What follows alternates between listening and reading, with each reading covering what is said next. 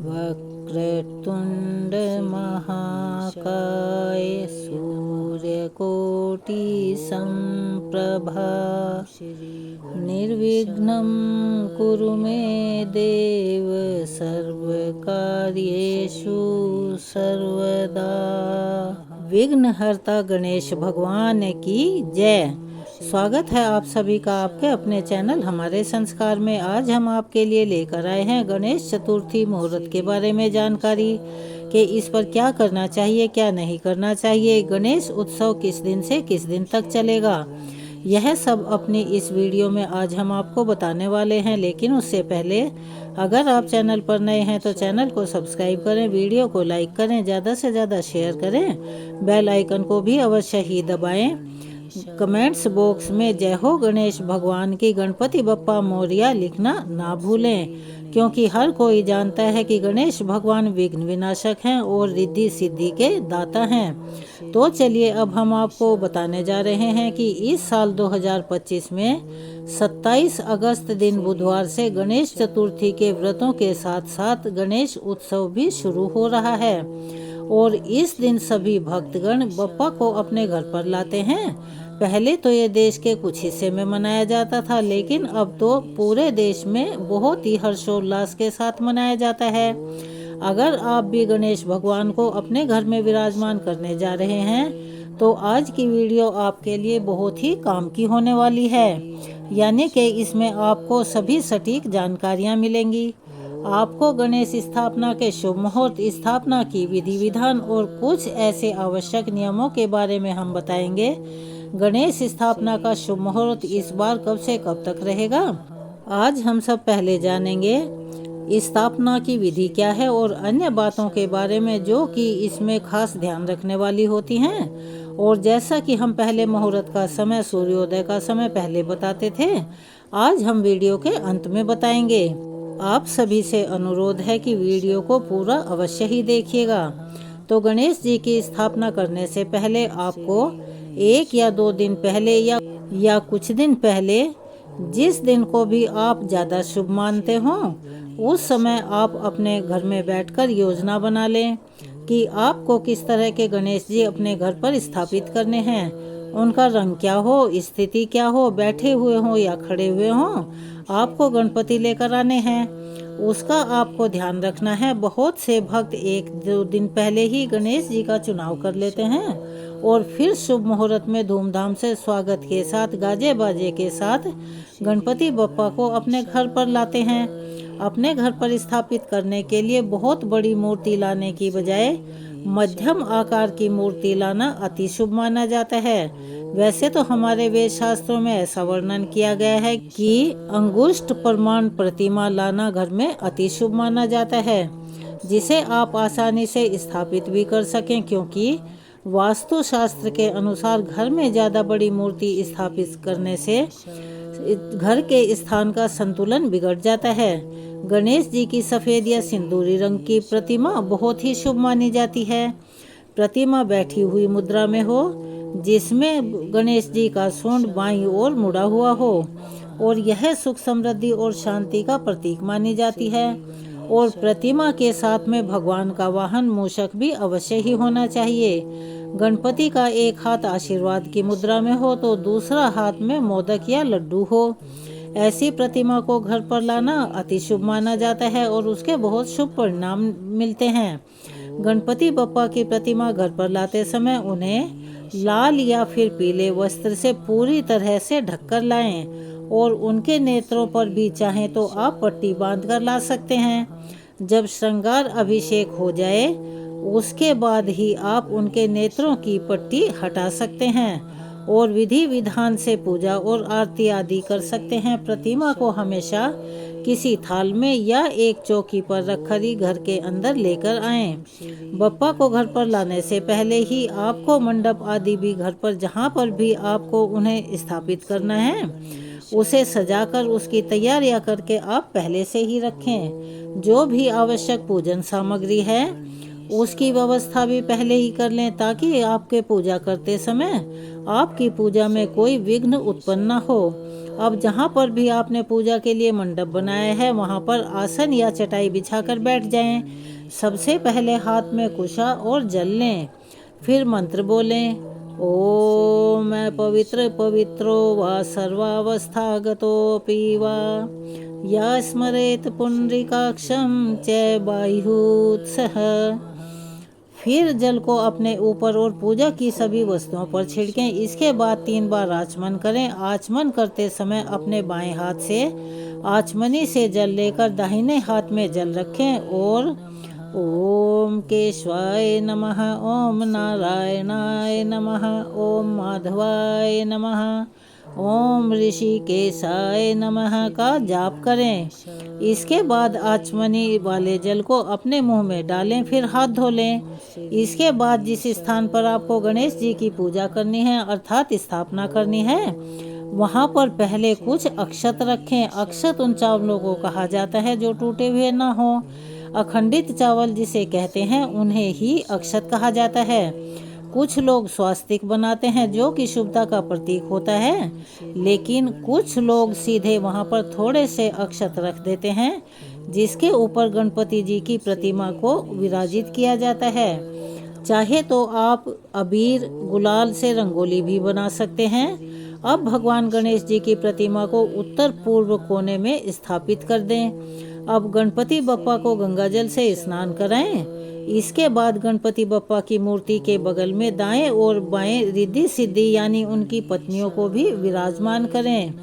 आजकल मिट्टी की मूर्ति का चलन है, तो यह बात आप निश्चित कर लें कि अगर आप गंगाजल से उन्हें स्नान करा रहे हैं तो उसका ध्यान अवश्य ही रखें, क्योंकि पीओपी वाली मूर्ति या मेटल की जो मूर्तियां होती हैं उन्हें तो आप स्नान करवा सकते हैं, लेकिन जो कच्ची मिट्टी की मूर्ति होती है जो कि आजकल बहुत प्रचलन में है, जिसे विसर्जित करना आसान होता है। पीओपी की मूर्ति एक कूड़े कबाड़ की तरह से जगह जगह पड़ी पड़ी फिरती है। अगर उसे हम किसी नदी में या नहर में प्रवाहित करते हैं तो उसमें भी प्लास्टर ऑफ पेरिस की और उस पे किए गए रंगों की वजह से भी प्रदूषण फैलता है, जो कि मानव जाति के लिए और पशुओं के लिए भी अति हानिकारक होता है। तो इसीलिए आप सभी से निवेदन है कि कोशिश करें मिट्टी की मूर्ति ही घर में लेकर आएं और विसर्जन के बाद जब उसकी मिट्टी नीचे बैठ जाए तो उसे आप गमले में डाल सकते हैं या फिर उसको किसी गमले में भरकर रख सकते हैं, ताकि अगली बार आप अपने घर पर ही गणेश जी की मूर्ति का निर्माण कर सकें। और अगर आपके पास माता रिद्धि सिद्धि की तस्वीर या प्रतिमा ना हो तो उनकी जगह पर आप उनके प्रतीक के रूप में सुपारी भी विराजित कर सकते हैं।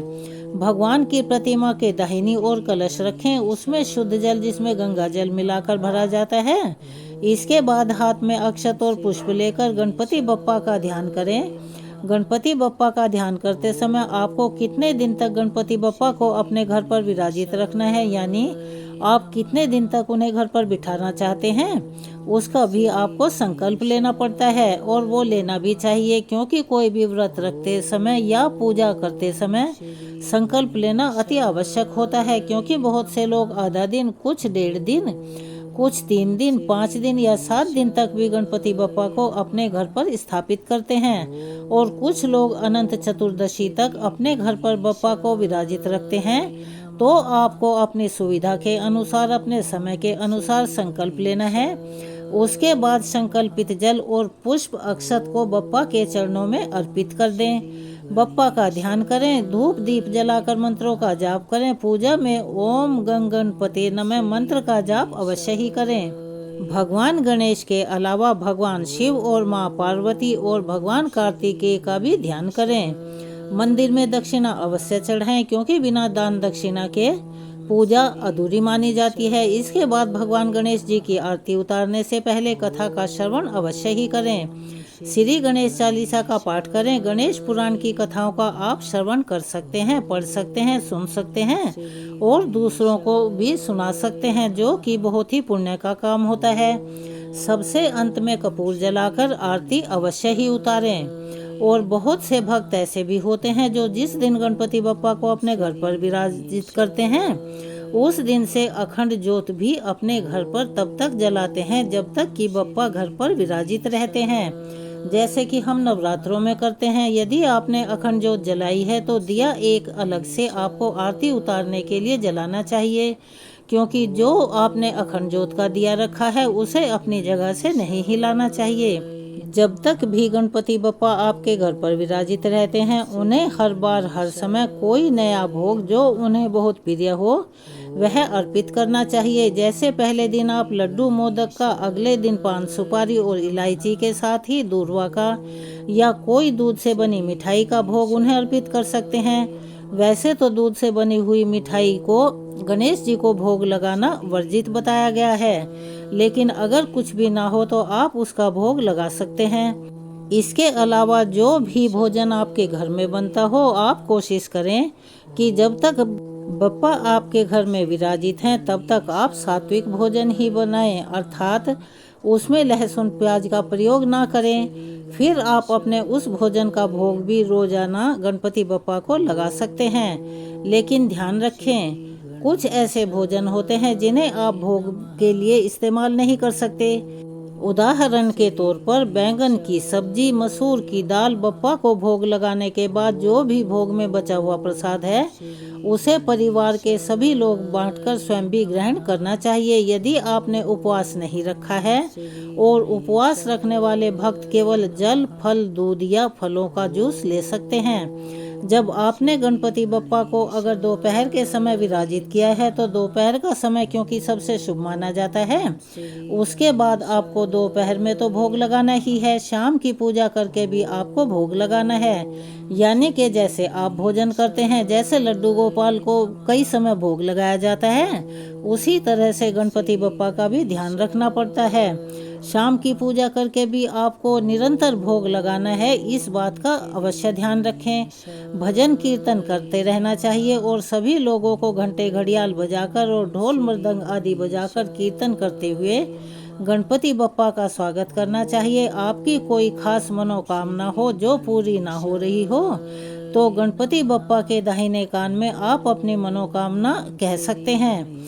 घर में यदि छोटे बालक हों, पढ़ने वाले बच्चे हों तो उनकी पढ़ने वाली कोई भी सामग्री, जैसे कि कोई किताब, कोई पेंसिल या उनके कलर या उनकी रुचि से संबंधित कोई भी सामग्री आज के दिन नई लाकर गणपति बप्पा को अवश्य ही अर्पित करें और बाद में उसे अपने जो भी बालक हैं, जो भी आपके बच्चे हैं, उनको उपयोग में करने के लिए दे दें।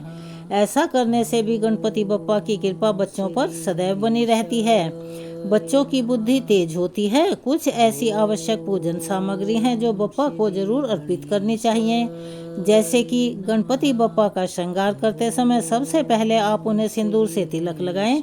सिंदूर ना हो तो रोली कुमकुम का भी आप इस्तेमाल कर सकते हैं, उसका भी तिलक लगा सकते हैं और उन्हें यज्ञोपवीत अवश्य ही पहनाना चाहिए। यज्ञोपवीत यानी जनेऊ और कोई भी पीला या सिंदूरी वस्त्र उन्हें आज के दिन अवश्य ही अर्पित करें। बिना वस्त्र के पूजा या स्थापना संपूर्ण नहीं मानी जाती है।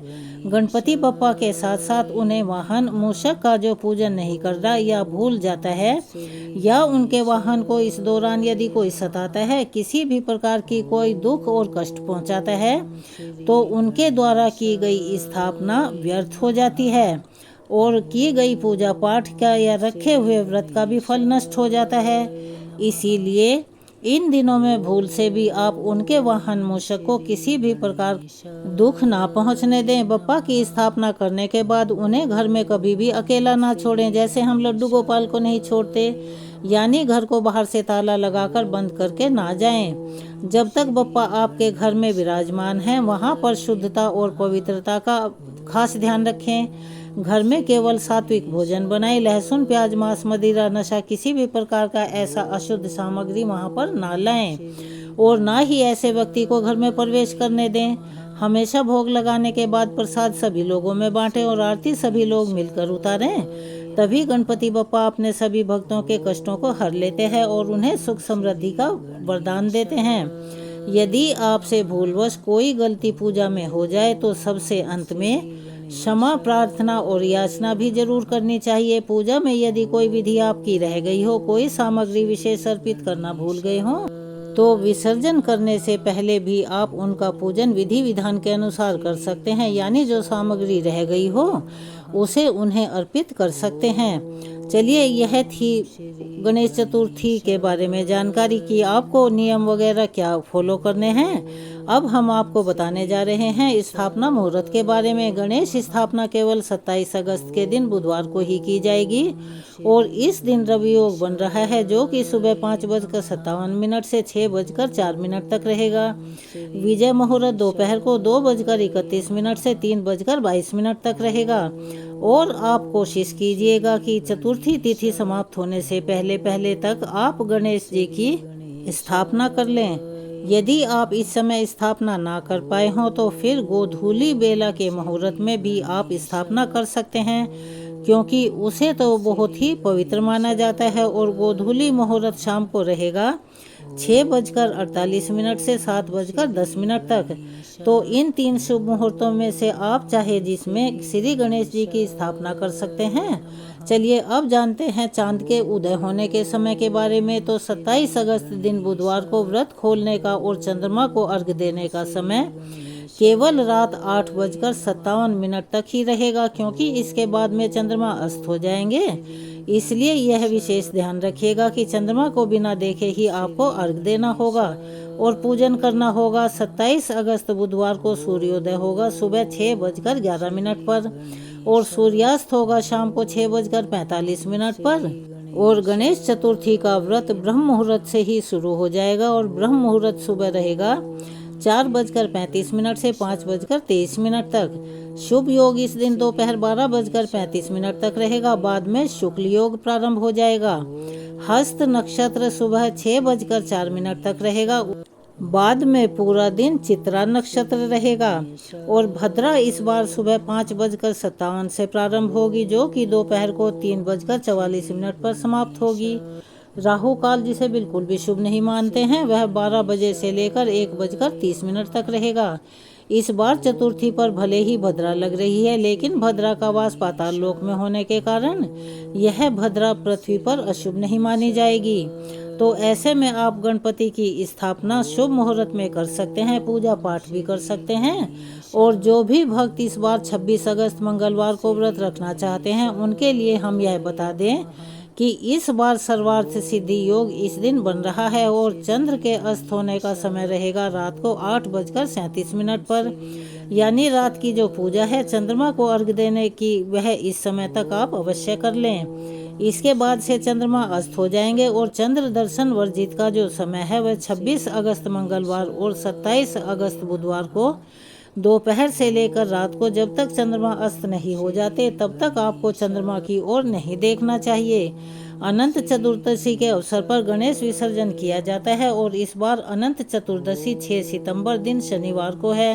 हर बार एक ही सवाल लोगों के मन में उठता है कि गणपति बप्पा को घर में कितने दिन तक स्थापित रखना शुभ होता है। तो शास्त्रों के अनुसार यह चीज परंपरा, आस्था और आपकी सुविधा पर निर्भर करती है कि आप कितने दिनों तक गणपति बप्पा को अपने घर में स्थापित रखना चाहते हैं और उनकी सेवा कर सकते हैं। कुछ लोग 1.5 दिन तक रखते हैं, यानी जिस दिन गणेश चतुर्थी है उसके अगले दिन शाम के समय विसर्जित कर देते हैं। 1.5 दिन के अलावा 3, 5 या 7 या फिर अंतिम अनंत चतुर्दशी के दिन भी गणेश विसर्जन किया जाता है। अब आपको इन सभी दिनों के विसर्जन मुहूर्तों के बारे में भी बता रहे हैं। अनंत चतुर्दशी के दिन गणेश विसर्जन का प्रातः काल मुहूर्त सुबह 7:36 से 9:10 तक रहेगा और अपराह्न यानी दोपहर को मुहूर्त दोपहर 12:19 से शाम को 5:02 तक रहेगा और सायकाल मुहूर्त शाम को 6:36 से रात 8:02 तक रहेगा और रात्रि विसर्जन मुहूर्त रहेगा रात को 9:28 से 10:50 तक। 1.5 दिन बाद गणेश स्थापना के बाद विसर्जन का शुभ मुहूर्त इस प्रकार से रहेगा। पहला मुहूर्त दोपहर 12:22 से 3:35 तक रहने वाला है। दूसरा मुहूर्त शाम को 5:11 से 6:47 तक रहेगा और तीसरा मुहूर्त शाम को 6:47 से रात को 9:35 तक रहेगा और 1.5 दिन स्थापना करने के बाद विसर्जन किया जाएगा। 28 अगस्त दिन गुरुवार को तीसरे दिन गणेश जी के विसर्जन 29 अगस्त शुक्रवार को किया जाएगा और सुबह 5:58 से 10:46 तक या शाम को 5:10 से 6:46 तक या फिर 9:34 से 10:58 के बीच में आप विसर्जन कर सकते हैं। 5वें दिन गणेश विसर्जन 31 अगस्त दिन रविवार को किया जाएगा और विसर्जन शुभ मुहूर्त सुबह 7:34 से दोपहर 12:21 तक रहेगा। इसके बाद दोपहर 1:57 से 3:32 के बीच में और फिर शाम को 6:44 से रात 10:57 के बीच में आप विसर्जन कर सकते हैं। 7 दिन वाले गणपति जी का गणेश विसर्जन 2 सितंबर मंगलवार के दिन होगा, जिनका समय सुबह 9:10 से दोपहर 1:56 तक रहेगा। इसके बाद दोपहर 3:31 से 5:06 तक और रात का मुहूर्त 8:06 से 9:31 के बीच में विसर्जन कर सकते हैं। तो यह थी आज की गणेश चतुर्थी के बारे में जानकारी और उनके मुहूर्त के बारे में जानकारी। हमने तो अपना काम कर दिया है और अब वीडियो देखकर सुनकर है आपकी बारी। तो सभी से निवेदन है कि जो चैनल पर नए हैं चैनल को सब्सक्राइब करें, वीडियो को लाइक करें, ज़्यादा से ज़्यादा शेयर करें, बेल आइकन को भी अवश्य ही दबाएं। कमेंट्स बॉक्स में गणपति बप्पा की जय हो, गणपति बप्पा मोरया, ओम गण गणपतिये नमः जो भी आपको सुविधाजनक लगे अवश्य ही लिखें। अपना सहयोग और प्यार हमें ऐसे ही प्रदान करते रहें। धन्यवाद।